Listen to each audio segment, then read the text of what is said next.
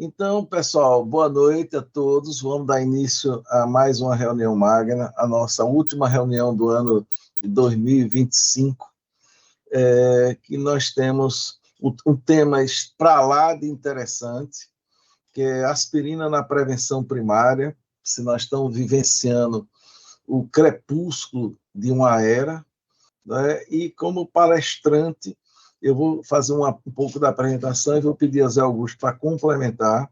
Nós temos aqui o doutor Cláudio das Virgens, um grande amigo nosso, mestre em Medicina e Saúde Humana pela pós-graduação da Escola Baiana de Medicina e Saúde Pública, professor de Medicina na UNEB, especialista em Cardiologia PSPC, especialista em Terapia Intensiva pela Associação Médica Intensiva Brasileira, e tem outras qualidades mais aí. Zé Augusto, por favor, aí, complemente aí, você que também é do mesmo ramo dele. Oi, Cláudio. Isso é um problema. Eu quero saber que ramo é esse, mas tudo bem, Pois vamos é. lá. Da foto, Não, você vê, eu acho que Cláudio de Cláudio checar. é um amigo da Sociedade Brasileira de Cardiologia, da seção sergipana, né? Ele é um amigo de longa data, grande colaborador aí com todos os nossos pedidos e convites, né? Eu acho que é um cara que dispensa comentários maiores. Ele esteve aqui no Norte e Nordeste aqui brilhando em vários aspectos, mas eu queria destacar, além da nossa paixão pela fotografia, mas não é nem esse o ponto que eu quero falar da parte médica mesmo, porque Cláudio é um indivíduo que ele transita não só na assistência mesmo, dia a dia. Ele é plantonista de UTI até hoje, né, Cláudio? Sim. Mas ele é professor de medicina, um bom professor. Já tive vários depoimentos de alunos e etc., da maneira que ele conduz a vida acadêmica dele e a vida corporativa, né? E, além desse aspecto, eu acho que ele tem um ponto que, para mim, me sensibiliza muito, que é, mesmo num ambiente científico, que muitas vezes ele é muito dogmático e muito fechado, mas ele procura romper um pouco dessas amarras, e ele tenta trazer um pouco da espiritualidade que é própria dele. Ele tem uma vida espiritual muito, eu diria, muito evoluída, e ele tenta trazer essa espiritualidade também no campo de atuação médica dele. Então, a gente fala muito de espiritualidade. Souza já orientou tese de pós-graduação e etc., já deu aula para a gente. E Cláudio tem, viu, Souza, essa pegada. Acho que você já deve ter tido oportunidade, tem essa pegada bastante interessante na vivência prática do dia a dia, na condução, na tomada de decisão, de abrir um pouquinho esse portal aí, não só para o fato científico, mas também na individualização. Ele, às vezes, me parece que ele deixa a espiritualidade também falar e ajudar ele na tomada de decisão. Isso é um ponto que eu acho que a gente precisa valorizar, especialmente em 2025, para o futuro. O mundo está meio sombrio, a gente precisa de luz também nesse campo. Perfeito, Zé Augusto. Então, grande Cláudio, a tela é toda sua, meu amigo. E mais uma vez, obrigado aí por participar, viu, da nossa reunião magna. Muito obrigado. Para mim, uma honra estar ocupando um espaço tão importante, né? A última sessão do ano, de uma sessão longeva, né? Que tem 38 anos de existência, e da qual outros baianos têm participado, cumprindo um papel dessa integração entre os dois estados co-irmãos, numa história de construção de vínculos, de amizade. Vejam como são importantes os amigos. Os elogios aqui recebidos certamente são muito mais devidos, né, à amizade, o olhar compassivo que o amigo tem sobre o outro, do que a verdade propriamente dita. Hoje nós, com essa responsabilidade de, na verdade, responder uma pergunta, né, não é uma afirmativa aí, faltou a interrogação.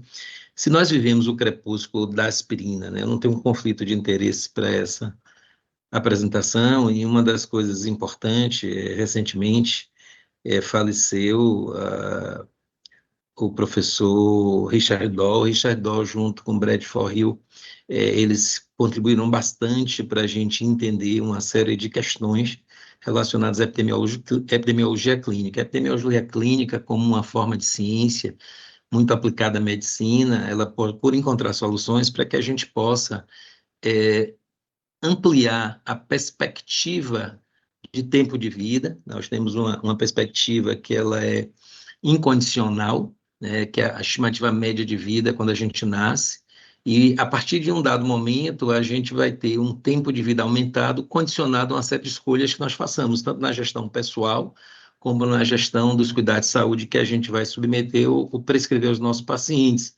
Então, a gente pode evitar a morte precoce, e fazendo isso a gente permite que humanos vivam mais tempo. A grande contribuição desses senhores para que a gente entendesse mecanismos de doença, fatores de risco, e, obviamente, viver mais tempo e com mais qualidade de vida. A partir daí surge uma série de intervenções que podem contribuir para que a gente ganhe tempo de vida com qualidade de vida.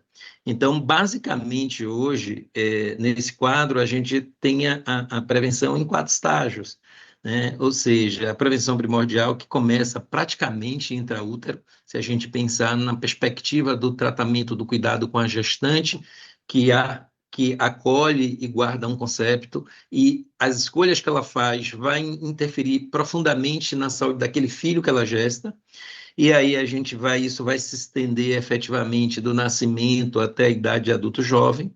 Nós vamos para a prevenção primária, quando o indivíduo ele tem fatores de risco para os quais são preditores e determinantes de saúde e doença, mas esse indivíduo ele não tem manifestação clínica formalmente, e não existe evidência formal de aterosclerose subclínica. Para as 2 situações iniciais, né, dieta, mudança de estilo de vida, promoção de um estilo de vida saudável, são fundamentais. Na prevenção primária, a gente vai interferir com medicamentos, controle de hipertensão arterial, da doença lipídica, entre outras coisas. E uma vez que esse paciente de prevenção primária tenha um evento, ele vai entrar em prevenção secundária, ou se ele tiver uma doença traumatosa obstrutiva subclínica de grande relevância, com estenose maior de 50% em vasos proximais, obviamente esses pacientes beneficiam de intervenções.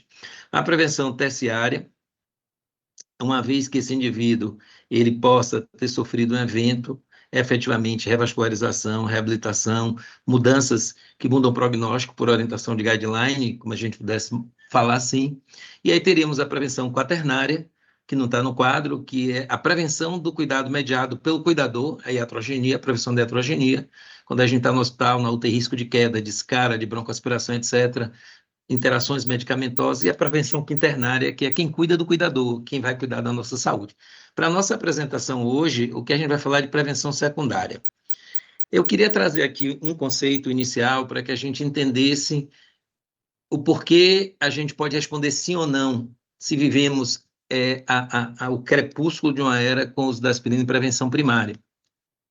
Quando a gente pensa no número necessário para tratar, e o número necessário para tratar, ele guarda uma informação muito importante, porque ele trata da redução, no componente da sua fórmula, o que importa é a redução absoluta do risco. A redução relativa do risco é uma propriedade intrínseca de tratamentos em um ambiente de pesquisa. E eu vou ter uma redução relativa de 42% independente, por exemplo, uma redução de 20% na redução de eventos cardiovasculares isquêmicos no estudo Curie, independente se eu tinha um baixo, intermediário ou alto risco. Mas quando eu estou falando de NNT, eu estou querendo saber qual é o risco basal do indivíduo.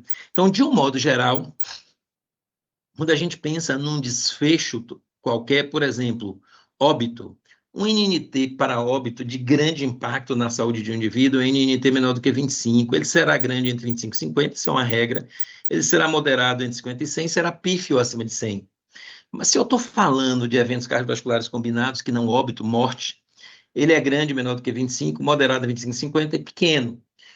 Obviamente, isso eu estou para a gente pensar no indivíduo. Quando a gente está pensando em saúde populacional, NNTs mais largos do que 100, que a gente considerou de pífios, eles podem ter grande impacto por um fenômeno chamado paradoxo de Geoffrey. Então, quando eu estou diante de uma população que oferece uma condição de risco para uma doença específica, pequenas modificações do risco têm grande impacto populacional. Por exemplo, epidemia de bócio no centro-oeste brasileiro. Quando a gente adicionou iodo ao sal, uma pequena intervenção de baixa magnitude, acabou a epidemia de bócio, porque eu tenho uma população altamente exposta a uma condição dessa. Se eu estou fazendo uma intervenção por hipertensão e eu consigo reduzir 10 milímetros da pressão sistólica, esses 10 milímetros têm um grande impacto na ocorrência de infarto e AVC quando a gente pensa numa doença que acomete 36% da população. Então, obviamente, existem NNTs mais largos do que 100, que podem ser usados para tomar decisão. Para este momento, a gente vai ficar nessa faixa de NNT. Então, o que eu gostaria de chamar a atenção é que se eu tenho um NNT que é maior do que o NH, eu adoto a conduta. Se o meu NNT é igual ao NH, o NNH, que é o número necessário para causar um dano quando eu faço a intervenção, não há benefício. Não há benefício líquido. E olha, se o meu NNT é menor, meu NNH aqui é maior do que o meu NNT, olha, eu não devo adotar essa conduta porque ela causa mais mal do que bem. E aí vem um outro mecanismo cognitivo de tomada de decisão, que é o que a gente chama de intervencionismo ingênuo. É quando o médico se sente obrigado a tomar uma decisão, a tomar e adotar uma conduta, desrespeitando a possibilidade de atrogenia. E quando é que isso ocorre? Quando a gente adota uma conduta médica que não foi testada no ensaio clínico, porque se a gente lembrar do que nós temos de definição de medicina baseada em evidência, que bons médicos, segundo David Sackett, eles conseguem aliar a melhor evidência disponível com seu julgamento e experiência clínica, respeitando valores e preferências do paciente.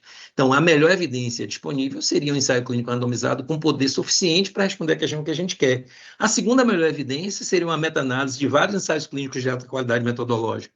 Mas nem sempre é essa evidência que a gente tem. Por exemplo, o uso de DOACs em pacientes com insuficiência renal dialítica, isso não está testado no ensaio clínico. O único que tentou fazer isso foi interrompido por insuficiência de tamanho amostral.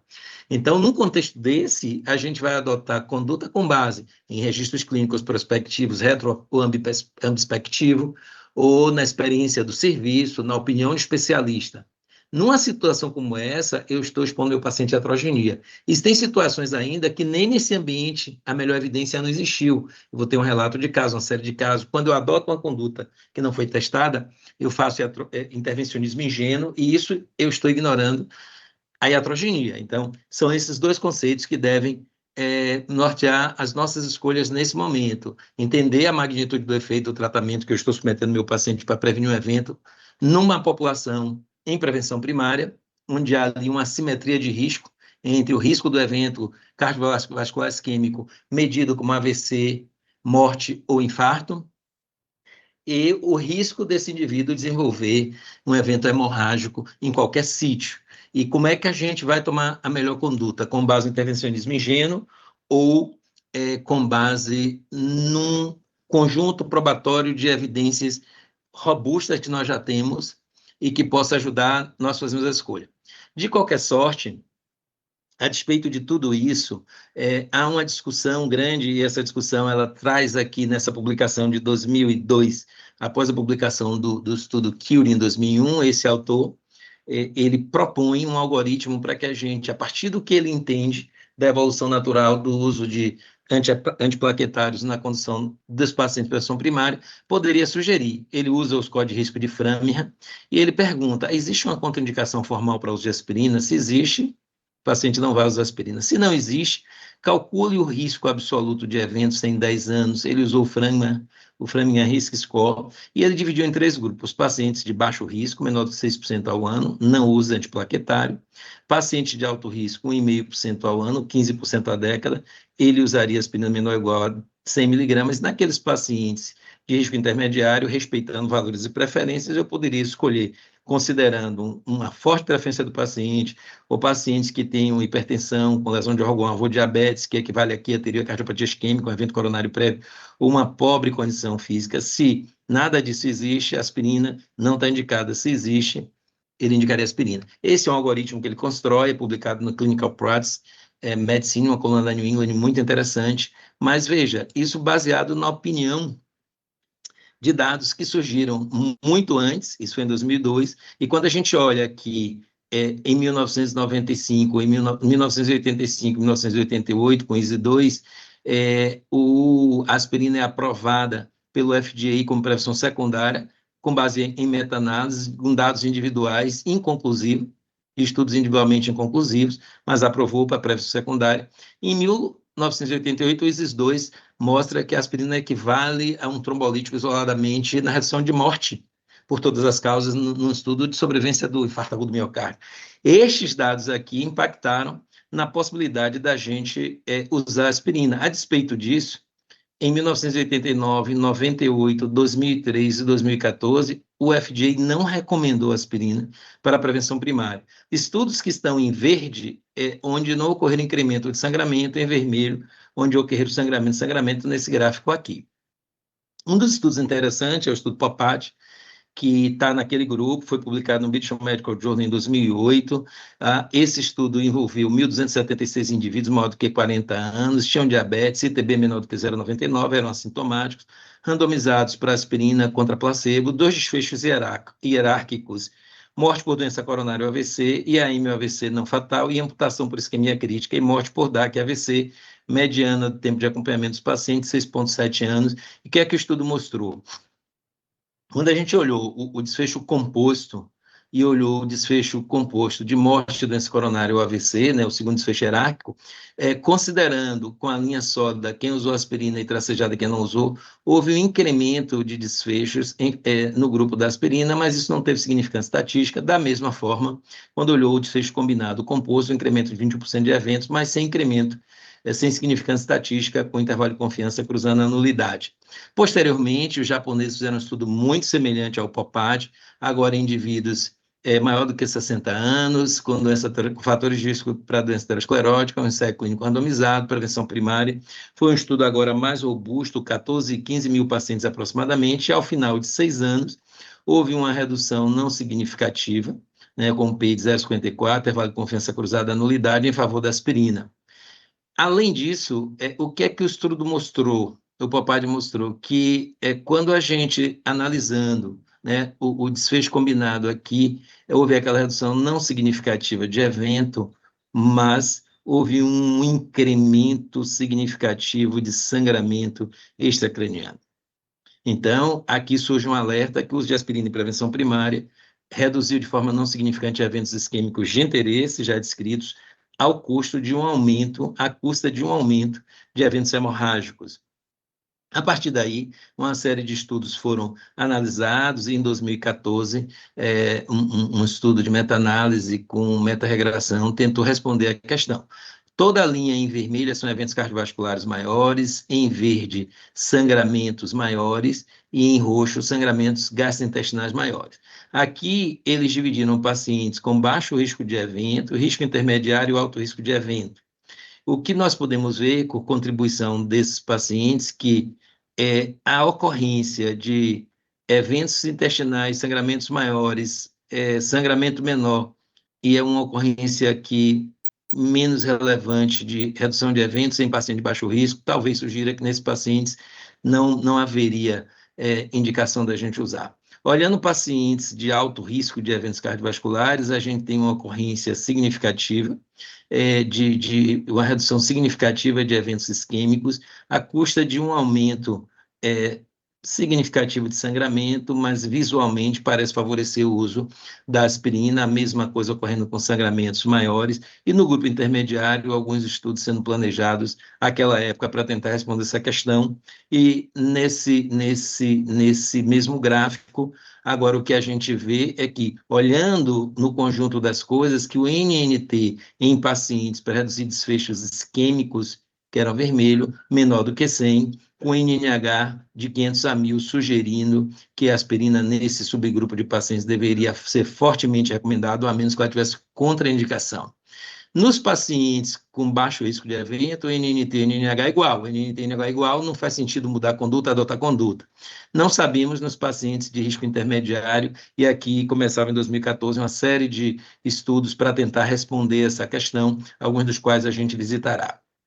Com base nestes achados, alguns autores resolveram melhorar aquele algoritmo, propondo que naqueles pacientes sem eventos cardiovasculares prévios, não sintomáticos para doença cardiovascular, mas com fatores de riscos bem controlados, incluindo aqui pressão arterial, em busca disso. Se a gente não tivesse o controle, esse paciente deveria voltar à linha de base e a gente tentar reduzir a inércia terapêutica e controlar. Naquele paciente controlado, com mais de 70 anos, tivesse incapacidade física ou demência, se ele tivesse isso, nenhuma intervenção deveria ser feita. Mas se ele não tivesse, e a gente procurasse identificar a presença de aterosclerose subclínica ou diabetes, a presença de aterosclerose subclínica indicaria que esse paciente deveria ter o seu risco cardiovascular para eventos cardiovasculares maiores em 10 anos. Paciente com menos de 10%, a semelhança de 2002, não deveria usar. Acima de 20%, lá era 15%, o paciente deveria usar, a menos que ocorresse algum desfecho que motivasse um sangramento para interromper. E os intermediários, olha, talvez os pacientes pudessem utilizar, e nos pacientes com alto risco e que tivesse sangramento, iniciar a aspirina com um inibidor da bomba de próton para mitigar o risco de sangramento gastrointestinal. Aí, isso é o que a gente veio fazendo ao longo de muitos anos. E a gente precisa fazer uma avaliação crítica se o que a gente vinha fazendo ao longo de muitos anos, com base naqueles estudos, de fato, era o que é o melhor para o paciente. Então, a gente vai fazer aqui uma avaliação crítica do que a gente sabe e uma avaliação crítica do que a gente não sabe para tomar essa decisão. E o que é que a gente sabe, né? A primeira pergunta que a gente tem que responder é: todos os pacientes que tivessem indicação deveriam receber aspirina de prevenção primária? Lembrem vocês que naquele grupo de risco intermediário a alto risco, esses estudos estavam sendo planejados. Então, nós temos o estudo ARIVE, que foi um estudo randomizado, ensaio clínico randomizado, duplo cego, homens maior do que 55 anos, 2 a 4 fatores de risco, mulheres com idade maior do que 60, com 3 ou mais fatores de risco, tamanho amostral 2.000 pacientes, aspirina versus placebo, endpoint primário, morte cardiovascular, infarto, AVC, angina instável ou ataque isquêmico transitório, follow-up de 6 anos, publicado no Lancet. O ASCEND, um estudo randomizado fatorial 2x2, duplo cego, homens ou mulheres com mais de 40 anos, diabetes tipo 1 ou tipo 2, 15.000 pacientes planejados no tamanho amostral, aspirina versus placebo, um endpoint um pouco mais estendido que o outro, 7,5 de follow-up anos, New England Journal of Medicine. O estudo ASPRI, randomizado, ensaio clínico randomizado, duplo cego, homens e mulheres maiores de 65 anos, 19.000 pacientes, aspirina versus placebo, mortalidade por todas as causas, demência, incapacidade física persistente, follow-up 5 anos de New England. Os estudos foram publicados em 2018, 2018 e 2018. E um estudo que está em curso, que é um estudo aberto, o ACEPT-D, que estava ainda randomizando pacientes, um tamanho amostral um pouco menor, algo semelhante. O que é que os 3 estudos mostraram para a gente? Pequeno benefício ou ausência de benefício. O estudo ARIVE mostrou uma redução de 4%, do risco em favor da aspirina, sem significância estatística. O estudo da ASCEND com diabetes, com morte cardiovascular, infarto, AVC ou AIT, uma redução de 12%, com significância estatística em favor da aspirina. E o estudo ASPRI em idosos, morte cardiovascular, infarto, AVC ou insuficiência cardíaca, uma redução não significativa de 5% em favor da aspirina.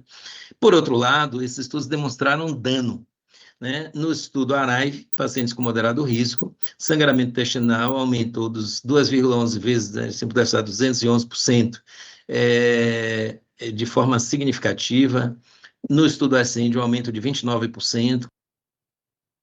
Então, a aspirina, numa meta-análise desses estudos, em 2019, onde foi colocado o estudo ASCEND, o ARIVE e o ASPRI, o que a gente vê é que, de fato, não há redução de mortalidade por todas as causas, há uma redução de infarto significante nos desfechos secundários, uma redução de AVC isquêmico em 2 desses estudos, mas com incremento aí de 32% até 50% de sangramentos maiores, demonstrando aqui, olha, uma inclinação maior para dano do que para benefício. Então, nesse estudo de revisão de evidência, a gente vê o estudo ARIVE em verde, o ASCEND em amarelo, o ASPRI em vermelho. Quando a gente vê o endpoint primário, né, nós temos aqui os NNTs, tá certo, de eficácia, do estudo ARIVE, 526, no ASCEND 91, foi o único estudo com significância, 714 no ASPRI, para ação de MACE, todos os NTs acima de 100,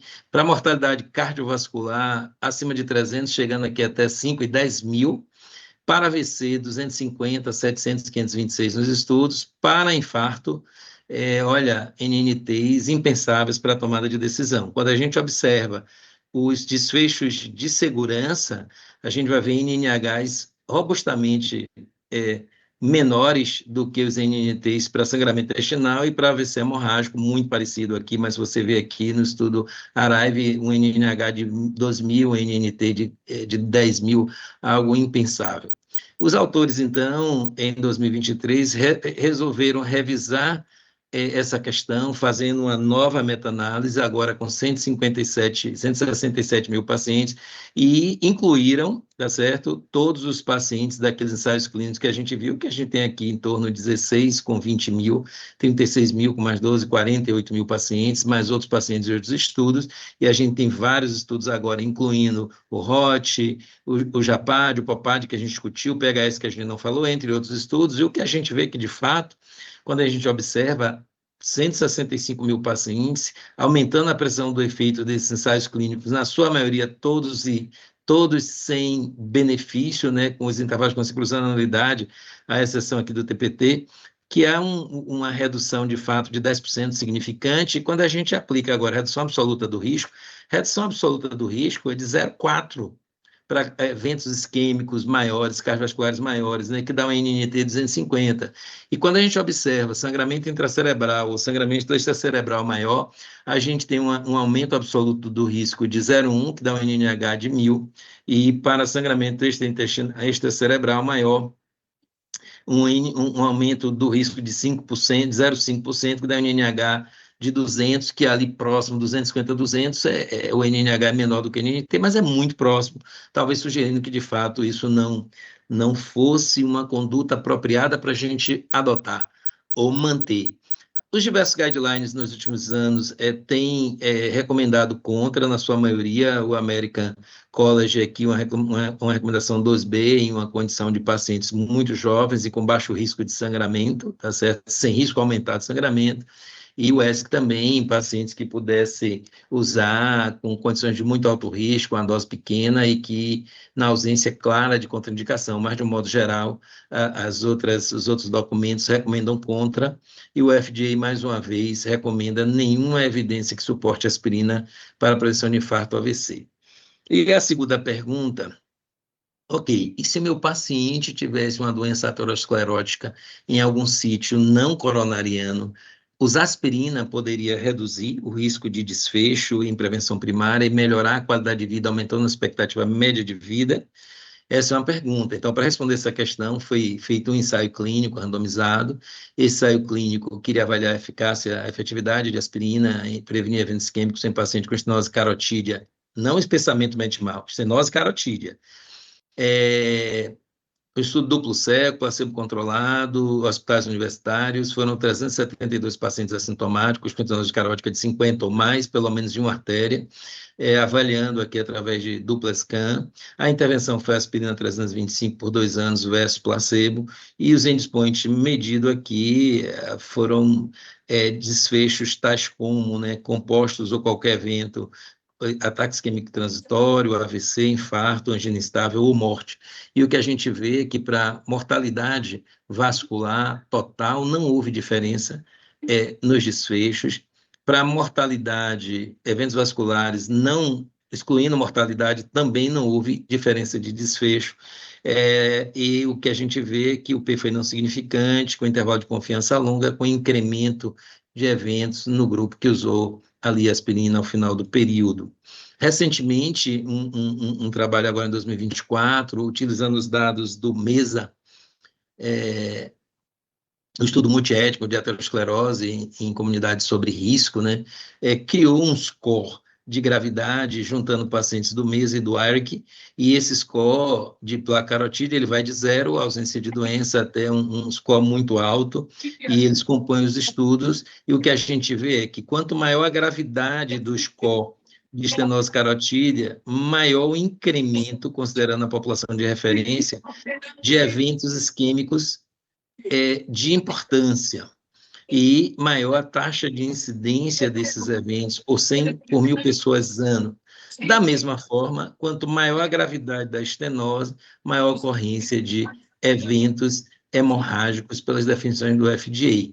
Então, sugerindo aqui que, a despeito disso, a gente teria pacientes, se a gente pensasse a população total do estudo em pacientes com um score maior do que 3, há uma probabilidade de benefício com NNT variando de 80 a 158, com NNH mais ou menos de 225. Em paciente de risco intermediário, a gente teria um pouquinho melhor de benefício, mantendo o NNH mais ou menos estável, e em pacientes de alto risco, talvez esses pacientes pudessem se beneficiar.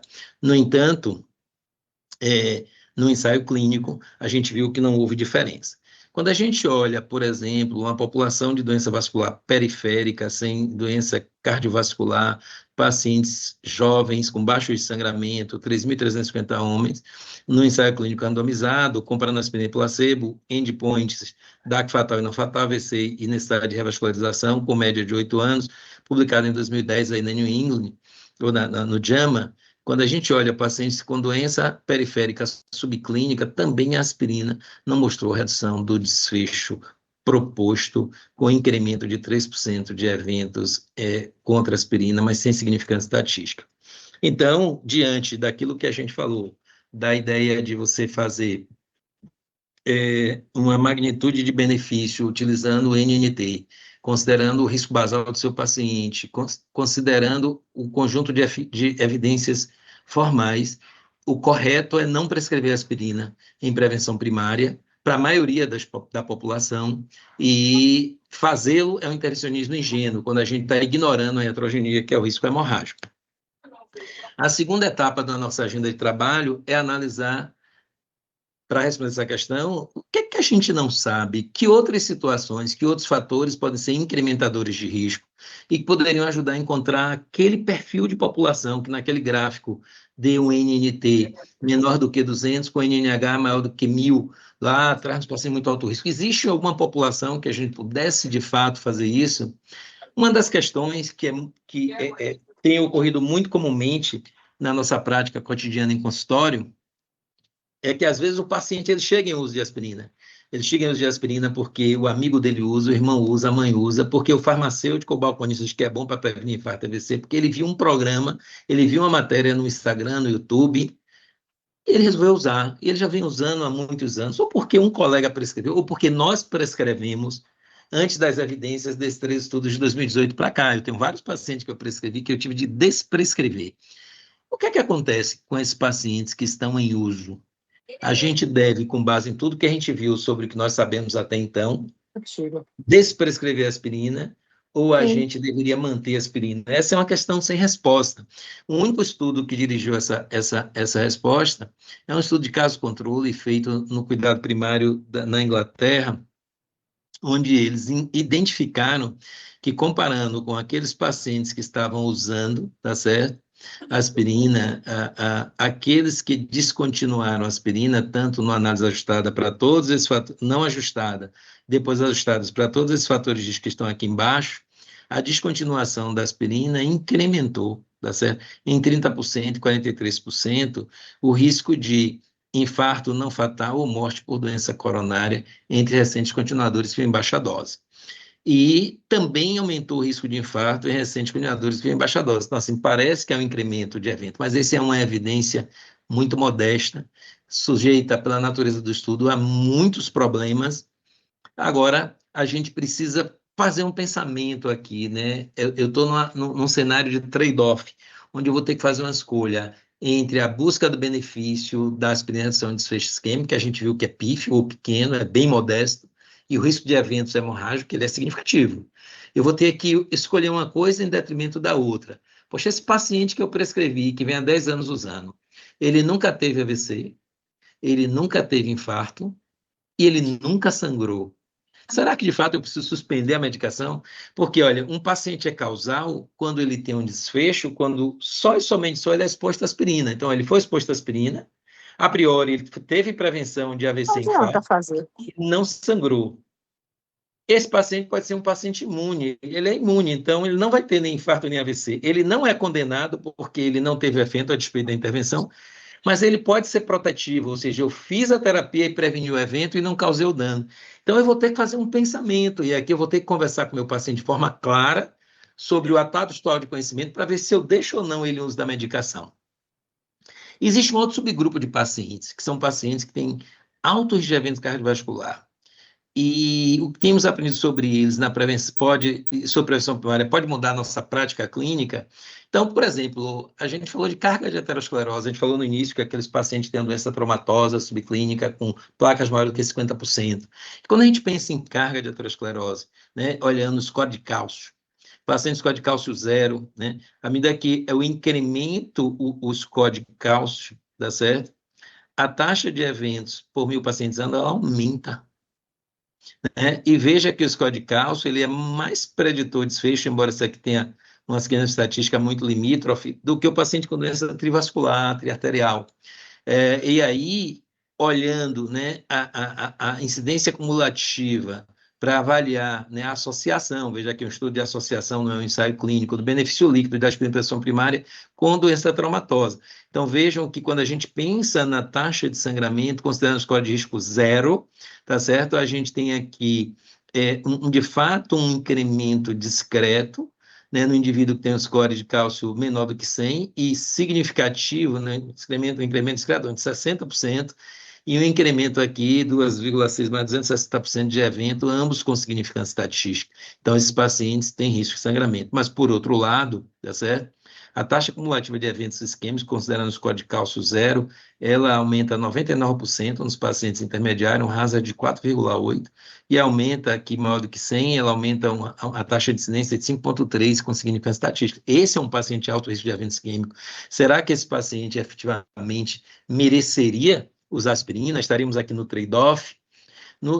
Com base nos dados do estudo mês em 2019, a gente tentou responder essa questão, 3.450 pacientes, menos de 70 anos, baixo risco de sangramento, avaliado o risco cardiovascular da aterosclerose global, 3 estados de risco, menor de 5, 5 a 20, maior do que 20, todos os pacientes com cálcio score no início, dividido em 4 estratos, calculou-se o NNT e o NNH com base numa taxa de eventos de 12% em 5 anos e um risco de sangramento maior, 42% também para 5 anos. E o que é que se viu? Que quando a gente está olhando pacientes com alto risco, né, um SVD de alto risco e com score de cálcio acima de 100, né, acima de 100, daqui para cá acima de 100, veja, o NNT ele é em torno maior ou igual a 400, né, e quando a gente está olhando esses pacientes, né, com o score de cálcio menor, a gente tem uma taxa de eventos aqui que talvez não valesse a pena medicar. Então, na análise de risco-benefício restrito aos participantes com menos de 70 anos e de baixo risco de sangramento, talvez a gente pudesse encontrar um subgrupo de pacientes que pudesse se beneficiar dessa intervenção. E aí, quando a gente olha, tá certo? Uma meta-análise com base em dados individuais, 17.000 pacientes, 4 estudos, o que a gente vê é que, no que diz respeito ao benefício, paciente com score de cálcio maior do que 100 tem uma redução de eventos isquêmicos, tá certo? E isso é consistente, né? Para a gente pensar, talvez aqui nesse contexto, e a taxa de evento de sangramento, ela também é incrementada nesses pacientes. Então, a decisão que a gente vai ter que discutir com pacientes é uma resposta, de tal modo que, a partir daquela publicação, se tentou construir um algoritmo de tomada de decisão.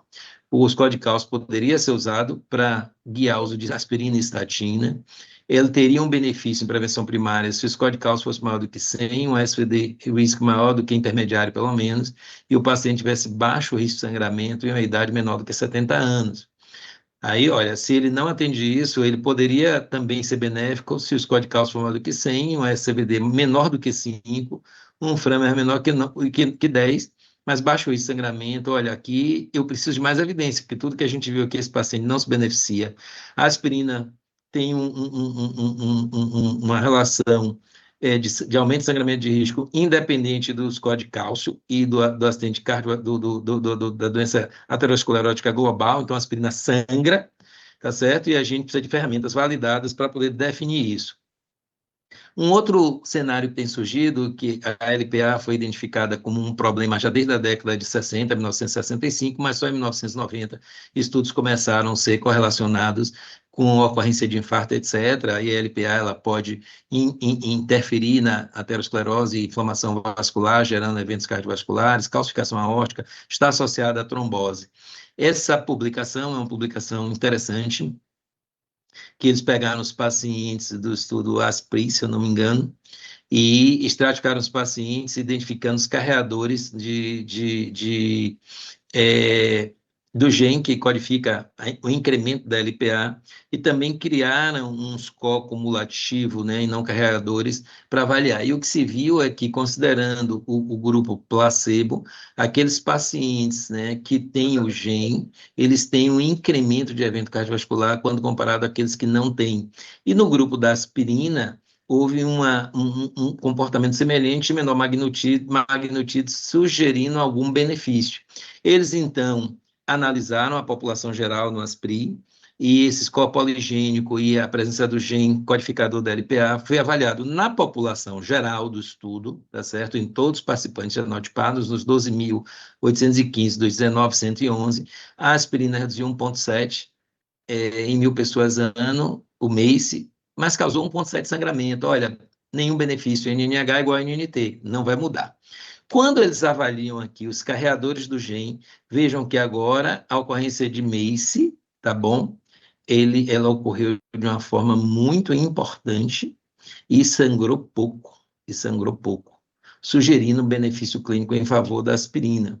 Por outro lado, no grupo que eles usaram os códigos de risco poligênico, isso não foi capaz de identificar um benefício clínico em favor da aspirina. De tal modo que hoje, vamos dizer assim, o estado da arte para tomar decisão nesses pacientes que não foram efetivamente testados no ensaio clínico, nenhuma dessas populações, suspensão, desprescrição, score de cálcio ou LPA foi testado em ensaio clínico. Então, qualquer adoção que a gente faça é trade-off e pode estar incorrendo em intervencionismo ingênuo. Mas o que a gente poderia fazer? Para todas essas perguntas aqui, tá certo?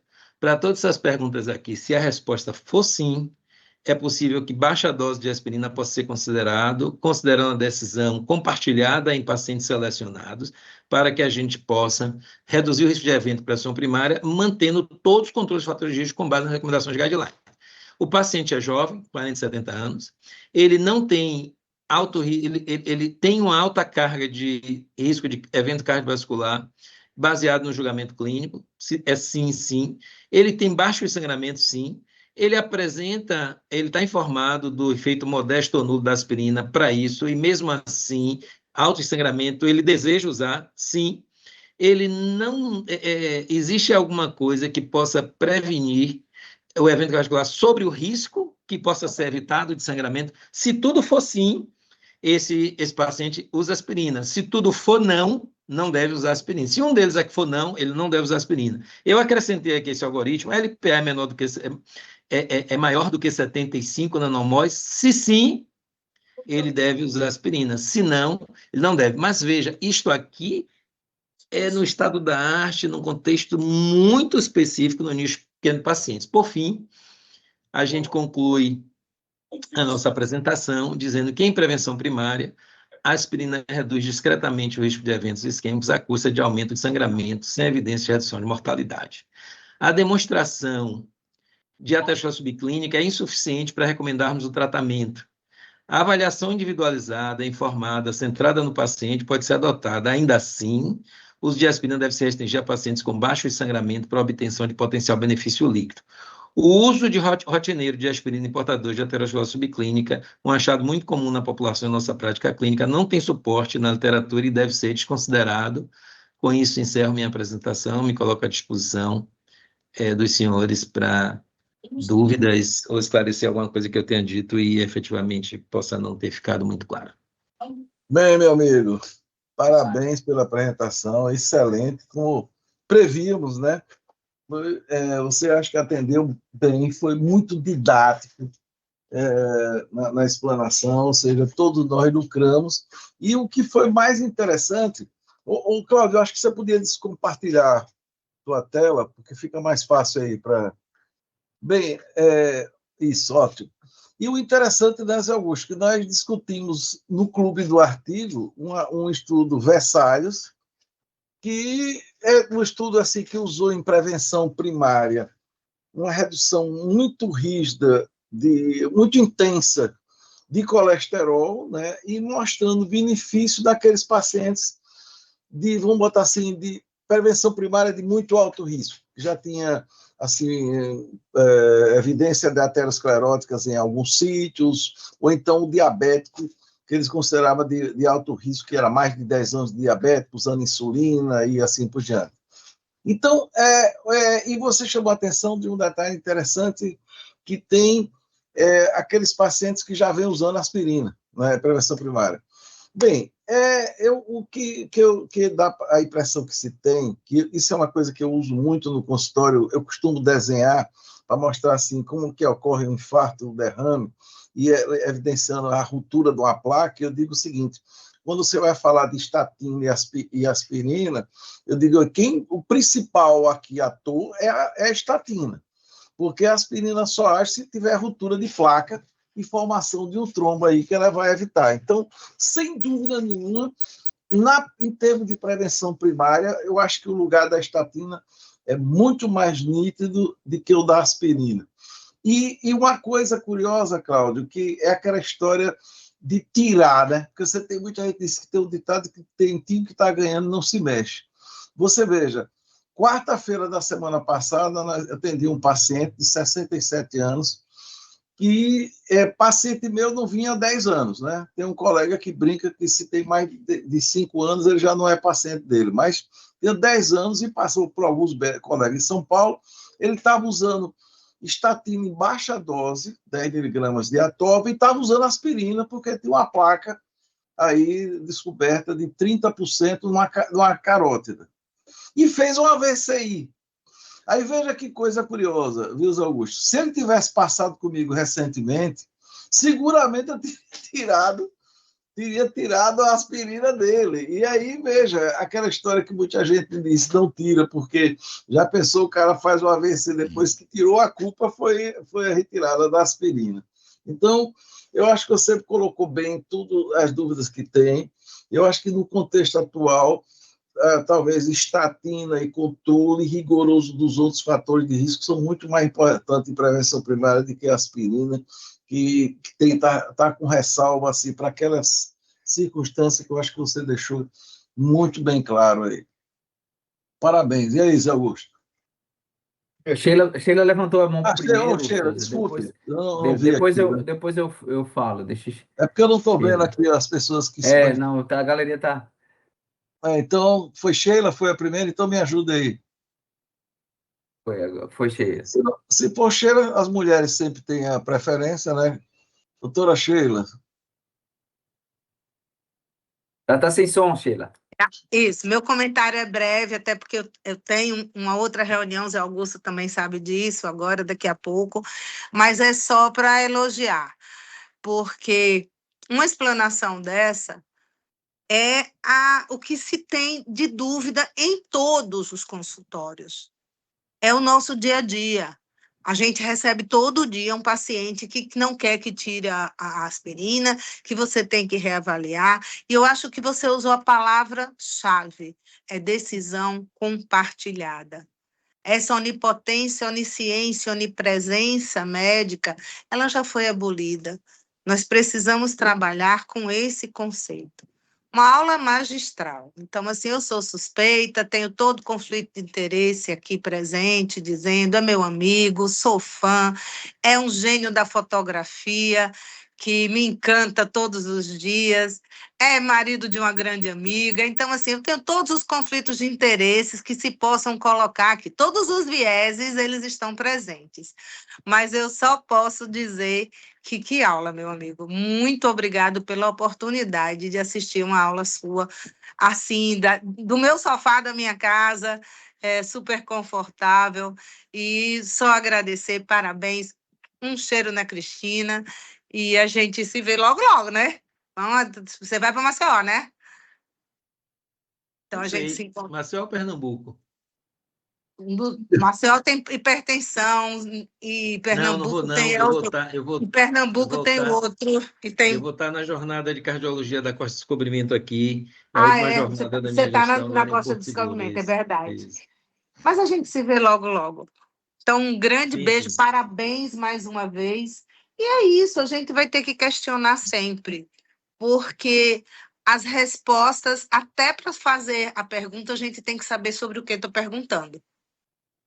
É verdade. Esse é o grande ponto. A gente tem que saber o que vai perguntar, porque senão a gente fica na mesmice, na falta de raciocínio e no embotamento. Então, parabéns por uma aula tão esclarecedora, tão rica de dados e tão reflexiva também. Porque engolir dados é fácil, mas refletir sobre eles eu acho que é o grande prisma que a gente tem que passar para os nossos estudantes, para os nossos residentes, para todos aqueles que nos envolvem. Muito obrigada. Obrigada, Souza e Guto, por terem convidado esse mestre para estar conosco. Obrigado pelas suas Cheiro. palavras. Ok, Daí, Shelinha. os recados. Bem, agora, só vemos Augusto, né? Você, né, Zé Augusto? Eu tenho também uma reunião com Sheila depois, esse negócio da cooperativa ainda, que a gente vai ter uma Sim. reunião. Veja, parabéns aí, Cláudia, espetacular a sua aula, acho que você esgotou o tema da maneira que dá, não tem condição de ser mais do que isso, você mostrou tudo. Sempre vai ser um trade-off e esse é o ponto que eu queria discutir com você, assim.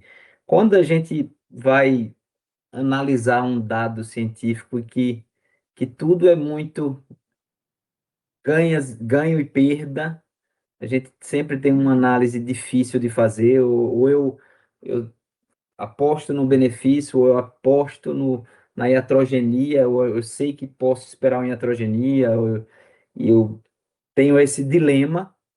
Eu acho que cabe uma atitude nossa, como talvez formador de opinião, o que é que a gente deve fazer com esse dado? Eu acho que uma das senhas, Sheila já colocou, decisão compartilhada sempre é uma possibilidade. Eu, pessoalmente, tenho muito medo da palavra individualizar tratamento. A gente fala muito em individualizar. Por que que eu tenho medo da palavra individualizar? Porque a gente está com a variabilidade da cabeça médica e a variabilidade da cabeça do paciente. E aí pode dar tudo, né? A gente achar que a individualização do tratamento ela é melhor do ponto de vista sistêmico do que interpretar o dado e tomar e deliberar uma conduta mais populacional. Ninguém nunca testou isso. Se quando eu individualizo e deixo cada um. A gente vê isso, a gente pode transpor isso para opinião política, a gente pode transpor isso para gosto de música, a gente pode transpor. As cabeças pensam de forma muito variada.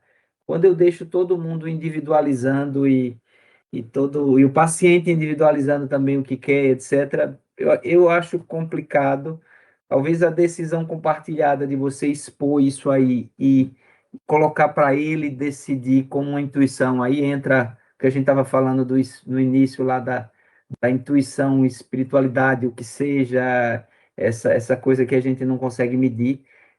Eu penso que a aspirina, de fato, se a gente fosse bem pragmático, a gente poderia, com tanta coisa por fazer, de evidência que a gente não consegue implementar, eu acho que a aspirina na prevenção primária poderia dar uma pausa. Eu penso que casos muito, muito isolados, lesões muito críticas, anatomia muito crítica, etc., a gente poderia até usar, mas eu penso que a gente poderia dar uma pausa e não prestar muita atenção a isso no momento, porque eu acho que chegou uma encruzilhada que a gente realmente não tem uma resposta.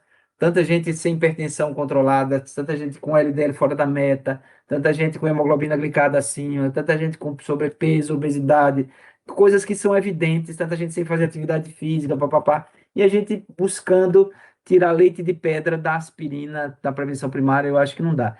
Em relação ao terceiro ponto que eu queria falar, o Souza comentou assim, eu às vezes penso até em, sei lá, escrever um editorial, uma coisa sobre. A gente não tem recall na medicina, né? A gente segue uma tradição, o paciente começa usando, uma evidência científica anula aquela crença que a gente tinha, mas a gente tem um apego, o paciente está dando certo e a gente mantém. Eu também tenho dificuldade de suspender o cara usando aspirina porque está dando certo, ele não teve nenhum sangramento. Mas eu acho que, assim, o que a indústria faz quando detecta que aquilo não funciona ou pode causar mal, ela faz o recall. Paciência, é um recall. Vamos trocar.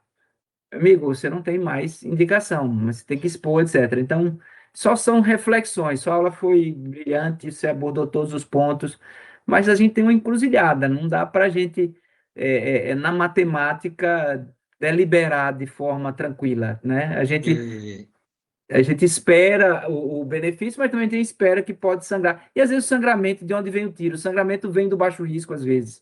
A gente não, isso. isso é estatística, isso é probabilidade, né? Então, eu É queria que na você população de comentasse baixo um risco pouco. você tem mais evento, né? Eu tenho uma preocupação muito grande, eu trabalho muito com doença coronária crônica, né? E aí, depois do estudo Courage e depois do isquímia, uma das coisas que a gente mais vê é, olha, não, mas olha, o estudo mostrou, a gente tem que olhar. E aí as pessoas pegam um critério de exclusão, é como se o critério de exclusão fosse, olha, a gente, nesse paciente, a gente deve fazer. O critério de exclusão, o critério de inclusão e exclusão, ele fala da validade interna do estudo. E ele diz para a gente, aquele paciente foi excluído, a gente não sabe como funciona a intervenção nesse grupo, porque não foi testado. E aí, em doença coronária crônica, eu disse, não, tem que individualizar. E ao individualizar, eu vou olhar coisas que os estudos responderam que não funcionam. Então, a individualização, eu acho que é uma ideia muito interessante quando a gente traz do nível conceitual, né? Eu tenho um conceito e aplico para o indivíduo, né? Mas existe um risco, é o quanto as nossas crenças interferem no entendimento do conceito de eficácia e efetividade que foi provado e como a gente vai transportar, fazer a transportabilidade do conceito para o indivíduo. Então, às vezes, eu vejo individualização como uma licenciosidade para eu fazer o que o estudo mostrou que não deve. Então, eu tenho, assim, muita resistência a isso. O segundo aspecto, quando a gente está usando NNT e NNH, que é assim, olha, eu preciso tratar 16 pacientes para prevenir uma morte, IECA e insuficiência cardíaca. Eu preciso tratar 5 pacientes com lesão de tronco maior do que 75% a 90% para prevenir uma morte. Qual dos 5 a cirurgia vai beneficiar e quem são os 4 que a cirurgia não vai beneficiar? Porque se eu tivesse uma ferramenta de precisão, de assim, esses caras aqui vão morrer, deixa o cara morrer na expectativa da morte súbita dele pelo fechamento do tronco, não de cirurgia, data e hora programada. E a gente opera o que não vai morrer. Então, quando eu estou falando de um NNH, um NNT, uma das coisas que a gente pensa é assim, eu vou tratar 250 pacientes e o paciente não vai ter o AVC, nem o infarto, vai reduzir a mortalidade. Mas o NNH é 500. Pô, então é muito tranquilo. O NNT que é 2 para 1. Eu trato 2, salvo uma vida. Ou seja, e só vai ter um dano. Mas quem é o paciente que vai sangrar? Eu não tenho esse identificador de quem vai sangrar. Pode ser o primeiro, o segundo ou 299. Então, obviamente, essa informação ela do ponto de vista cognitivo, para a gente entender o balanço do benefício e do risco, mas ela é difícil de implementação na prática, até porque quando eu vejo, estou falando de NT e NNH, eu estou falando de uma taxa de incidência de eventos que ocorrem em 5 anos de observação, ou seja, eu não consigo mentalmente dar conta disso, porque eu precisaria acompanhar esse paciente por 5 anos, esse grupo que eu estou tratando por 5 anos, para ver de fato o que está ocorrendo. Então, aí vem a tomada de decisão. Então, particularmente, eu tenho não prescrito de forma universal aspirina, não tenho prescrito. Os meus pacientes que estão retornando em uso de aspirina, naive usuários, eu suspendo todos. Suspendia para os olderes, usuários também, aqueles velhos, 10 anos, eu suspendia para todo mundo. E aí, numa discussão entre eu, Maurício e Luiz Cláudio Corrêa, e Luiz apresentou esse artigo do paciente condenado, o causal, etc., o imune, o protetivo, isso me fez repensar um pouco. Então, naquele paciente de baixo risco de sangramento, de muito alto risco de evento cardiovascular, que vem em uso, prevenção primária, com muito contragosto eu tenho mantido, por essa conversa que eu tive junto com Maurício e Luiz Cláudio, mas para a maioria eu suspendo. Não tenho usado o LPA para definir o uso de aspirina e não tenho usado score de cálcio. Embora ele seja um marcador de evento, ele também marca o risco de sangramento na mesma magnitude. Então, eu acho que ainda é cedo para a gente adotar uma conduta que o benefício é mínimo ou não existe, com uma chance de risco alta. Então, no trade-off, a única coisa que eu tenho feito é naquele paciente de muito alto risco e que já vem em uso, que nunca teve evento, 10 anos e tem baixo sangramento, eu tenho mantido assim com alguma relutância. E aí eu ouço o meu paciente, o desejo dele se manter com tratamento, eu respeito, informando a ele os riscos e benefícios né, tentando explicar sem usar número, formalmente NNH e NNT, porque ele não consegue compreender, às vezes a gente tem dificuldade, imagina um leigo, um hipossuficiente, mas numa conversa muito dialogada, que possa permitir uma adesão madura. O fato é que, nesse contexto, não vai ter, na minha opinião, decisão certa ou errada. A melhor escolha, o melhor caminho, vai requerer muita maturação das informações que a gente tem numa conversa que não precisa ser definida a priori. Uma coisa que eu não prescrevo, na maioria, o paciente vem e diz, eu não vou prescrever, explico, vá para casa, pense, retorne, não tem urgência, o seu risco é em 10 anos. Então, eu boto o paciente para pensar, forneço algum material de acesso fácil para ele, e aí ele volta, a gente conversa, é uma decisão que a gente leva 2, 3 meses aí para tomar, às vezes. Não tem urgência da decisão. Acho que tem 2 pessoas aí perguntando, não tem fórmula mágica. Perfeito. Então, Cláudio, estava me lembrando quando um paciente, nós temos um colega aqui, um clínico geral, que é muito espirituoso, que levou um amigo dele para o meu consultório, porque ia decidir sobre uma cirurgia cardíaca, né? E aí ele disse que a mortalidade é em torno de 5%, e o camarada não tinha entendido direito o que era 5%. Ele fez foi o seguinte: os últimos 95 que operaram morreram. Então você está salvo, meu amigo.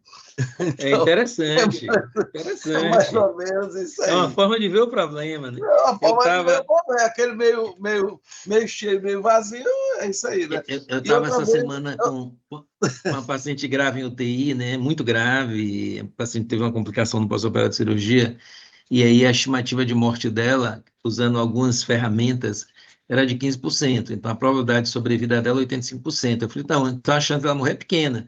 Eu disse assim, quando você vai comprar uma geladeira e o cara dá desconto de 15%, isso é bom ou ruim? Ou é ótimo? E se aumentar 15% e você não tiver dinheiro, isso é bom ou ruim? É péssimo. Agora, olha, a chance de sua mãe morrer é 15%, isso é bom ou ruim? Ele olhou para mim e disse, foi péssimo. Essa conversa foi 10 horas da manhã, às 18 horas a mãe dele morreu. E aí, quando ele voltou, poxa, doutor, a ideia do número que eu tinha de que 15% contra 85% era baixo, isso é muito relativo, né? Obviamente, ele foi impactado pelo óbito da mãe dele, ocorreu, era muito grave. Então, essa conta numérica é complicada, às vezes, para os pacientes entenderem, não é fácil, não. muito Tem 2 complicado. pessoas com a mão levantadas É, aí. nós temos aí primeiro, parece que é Roberto Dutra, né? E Luiz André. Luiz André. Roberto? Boa noite, parabéns, professor Souza, professor Zé Augusto, Cláudio, belíssima apresentação. Cláudio, eu gostaria que você fizesse alguns comentários a respeito do clopidogrel no cenário da prevenção primária. Seria possível fazer alguma inferência entre o que você viu em relação à aspirina e o clopidogrel? Roberto, o clopidogrel, ele foi usado aí no estudo CAPRI no passado, e um percentual de pacientes com aspirina, ele teve um benefício maior na redução de eventos, sem um incremento importante de sangramento, é a única evidência. Os outros estudos, quando a gente olha o carisma avaliando aí 2 populações, uma população de evento cardiovascular prévio e outra sem evento, na população com evento cardiovascular ele foi bom, mas sem evento cardiovascular ele faliu, numa análise pós-hoc mais frágil, tá certo? De um modo geral, imagine o contexto, né? O paciente com doença hipertensiva grave na gravidez, e que você vai usar aspirina para prevenção de retardo do crescimento intrauterino, de prematuridade, está bem estabelecido. E nas pacientes alérgicas, você usa o quê? Essa foi uma provocação que uma colega me mandou para discutir essa questão, e a gente vai avaliar, então, será que o clopidogrel ele poderia, nos alérgicos, fazer o mesmo papel que a aspirina faz na prevenção? A gente não sabe. De um modo geral, para indivíduos que tiveram evento cardiovascular, submetido a infarto, angioplastia, RM, após a jornada da DAPT, eu mantenho o clopidogrel hoje com as evidências robustas que surgiram nos últimos 3 anos, em detrimento da aspirina. Em prevenção primária, não temos nada. E aí, se a gente... Aquela pergunta que o professor fez em 2002, tem contraindicação à aspirina? A alergia tem? Para não fazer nada, eu poderia usar clopidogrel, a gente estaria caindo no risco do intervencionismo ingênuo, adotando uma conduta de um fármaco que é o inibidor da agregação plaquetária, que protege, e mas que ele não foi testado nesse cenário. Não há nada semelhante ao que a gente testou nesse modelo comprobatório que a gente trouxe aqui, robusto, com clopidogrel. Então, a minha tendência em prevenção primária, se eu não uso aspirina, eu não usaria clopidogrel. Em prevenção secundária, pós-SCA, pós-stent e pós-RM, passado o período da DAPT, hoje eu mantenho clopidogrel em detrimento da aspirina, suprima a aspirina da DAPT. No respeito à história do clopidogrel, eu escrevi um projeto de pesquisa, entreguei à doutora que iria fazer o doutorado, um desenho de um estudo para ela testar isso nas maternidades de Salvador, mas me parece que não foi para frente, não sei se o orientador dela não aceitou testar, e aí não tenho notícia. Isso tem 5 anos que eu escrevi esse projeto para ela e não vi andar. Como vai, Luiz? Muito bem, Luiz. E aí, ó? Ô, meu amigo Cláudio, que bom ver você aqui, mais uma vez, brilhantemente apresentando, né, como nos nossos velhos tempos de residência, lá da Fundação Baiana de Cardiologia. Que bom estar aqui com você, companheiro. E, assim, agradecer a você pelo brilhantismo da aula e de todas as vezes que a gente conseguiu compartilhar algum espaço, como no último congresso sergipano que você teve aqui, e foi muito bom a gente ter aquela mesa ali que a gente falou sobre hipercolesterolemia, e a gente conversou bastante sobre isso. E minha pergunta, Cláudio, eu confesso que eu pensei que você ia passar, assim, um pouco pela aspirina também no pós-angioplastia, no pós-intervenção. Você focou bastante na aspirina na prevenção primária, a sua aula foi, acho que, muito categórica em mostrar que cada vez temos um espaço mais restrito para a aspirina. E eu acho assim que, em vista dos últimos estudos que saíram para o espaço da pós-angioplastia, síndrome coronariana aguda, em destaque o último, que foi um estudo brasileiro, o New Mindset, também teve outros no mesmo foco. Eu acho que a gente também está vendo o início, não sei se é bem o crepúsculo, que o crepúsculo já é a luz finalizando no pôr do sol, mas talvez aquele meio da tarde, né, que o sol já começa a baixar, da aspirina também nesse cenário, porque a janela parece cada vez mais estreita, né? Parece cada vez mais assim restrita àqueles 30, 45 dias pós-intervenção. Então, eu queria que o que é que você acha desse momento aí da aspirina, que está cada vez mais caindo em desprescrição? Veja, em aspirina, em prevenção secundária, eu acho que ainda há muito espaço para aspirina, ainda está longe. Eu acho que estaria no meio-dia para 1 hora, não está nas 4 para 4h30, não. Eu acho que já existem evidências suficientes para que, após 60, 90 dias, em pacientes muito específicos, altos de sangramento, a gente possa descalonar a aspirina e manter um antiplaquetário, outro clopidogrel, ou ticagrelor, ou prasugrel, mais potentes, os últimos 2, e a taxa de evento em sua não inferioridade foi semelhante ao da DAPT, com menor risco de sangramento. Então, o desescalonamento é uma realidade para pacientes de alto risco de sangramento. Para paciente de baixo risco, eu não me apressaria nesse movimento anti-aspirina que a gente vem vendo aí na prevenção secundária. É uma droga que tem 100 anos ou mais, né, quase 200 anos de descoberta, e que foi a base, né, a pedra angular da redução de desfecho em eventos cardiovasculares agudos. Tudo isso dois mostram uma redução tão relevante quanto o trombolítico. Eu acho que eu não me sinto compelido a suspender precocemente, né? 7 dias, 14 dias, eu acho muito pouco. 30 dias, olha, alguém já se sente confortável, eu ainda não o faço. Então, primeiro 60 a 90 dias de preferência. Em pacientes de baixo risco, eu vou até 6 meses. Muito baixo risco de evento isquêmico, eu uso o DAPT por 1 ano. Por outro lado, 1 ano de DAPT, ele nunca foi testado, é 1 ano contra 6 meses formalmente. O estudo Kieres, esse foi o tempo mediano de uso, né? É o método do estudo. A gente acompanhou por 1 ano. Estudos recentes estão testando, estão fazendo a comparação agora. Tem vários estudos, mas e aí? Esse seria um outro capítulo, né? Uma outra aula, que é a aspirina em prevenção secundária após a síndrome coronariana, independente de usar stent ou não. Os estentes hoje cada vez mais finos nas suas estruturas, cobertos com imuno... como é que a gente chama? A droga que inibe a proliferação celular, né? Então, cada vez melhores, né?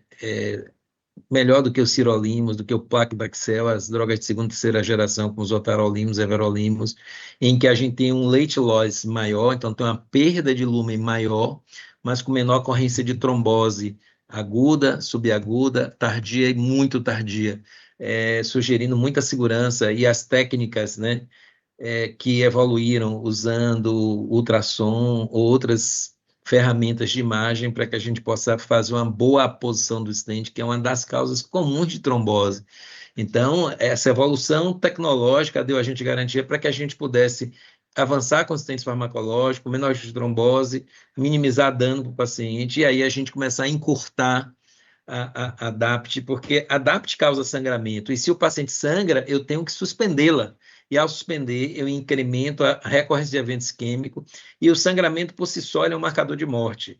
Se eu sangrar muito, quanto maior a queda da hemoglobina, maior a mortalidade. Se eu sangrar muito, tiver repercussão hemodinâmica, maior mortalidade. Se eu sangrar muito e tomar sangue, quanto mais vou sangue, maior a mortalidade. E se eu sangrar muito e o sangue que me der for sangue estocado velho, maior mortalidade por efeitos mediadores. Isso intra-hospitalar, em 1 mês, em 6 meses, em 1 ano, tudo pelo sangramento, até 3 anos. Até 3 anos a gente não consegue explicar pelo sangramento do hospital, mas até 3 anos você tem incremento de mortalidade em quem sangrou. Então, eu acho que no cenário de prevenção secundária, nesse contexto dessa coronariana aguda, cada vez mais a gente vai usar menos aspirina. A gente só tem que ter um pouquinho de paciência. Nós construímos essa história da prevenção primária, a chegar até esse momento aqui, nós levamos mais de 35 anos. A gente está falando de 1988, do ISIS-2 até agora.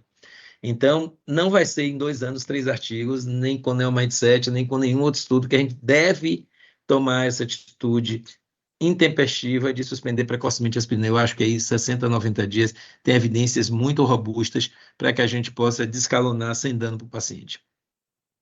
Souza, eu tenho um compromisso que assumir um plantão agora. Perfeito. Então, se não tiver mais nenhuma pergunta, eu gostaria de deixar um forte abraço para vocês, tá bom? Agradecer demais, Cláudio. A apresentação foi fantástica e você vê que tudo que é bom dura relativamente pouco, mas você cumpriu o horário, né? Você falou em menos de 1 hora, e foi fantástico em todos os aspectos. Então, eu queria, meu amigo, mais uma vez agradecer a sua apresentação, que venha mais vezes, que nós vamos convocá-lo, não é nem convidá-lo, é convocá-lo para mais vezes estar aqui com a gente. Eu queria aproveitar e agradecer a presença de todos, dizer que é a nossa última reunião magna do ano de 2025, né? Estamos encerrando o nosso 38º ano, nós voltaremos no próximo ano, geralmente ali final de janeiro, começo de fevereiro, ali, às vezes um pouquinho mais, a depender aí, porque com a turma nova de residentes.